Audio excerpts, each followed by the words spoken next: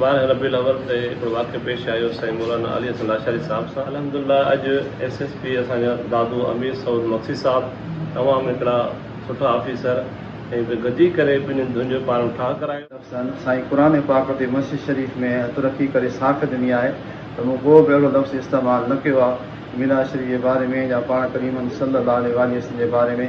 असां में अहले सुन्नत खे पैगाम ॾियूं था त अहिड़ो मज़हबी मामिलो न हुयो, मीलाद शरीफ़ जे बारे में अहिड़ो मामिलो न हुयो। हीअ बसि धुन जे पाण में थोरी इन गाॾी जे मामले ते लाउड स्पीकर जे मामले ते छिक ताण थी, जेका अल्हम्दुलिल्लाह ॿिन्ही धुन जूं ॻाल्हियूं ॿुधी करे ऐं क़ुरान पाक ते इहो फ़ैसिलो कयो हुयो। सभु धुनियूं पाण में खंड थी वयूं। हीउ जेको मसइलो जनाब SSP साहिब जन हल करणु फरमायो, मां उन मां बिल्कुलु मुतमइन आहियां। फ़ख्रु आहे SP साहिबु दादू जो फ़ख्रु आहे, अहिड़े तरीक़े सां मसइलो हल कयो अथसि।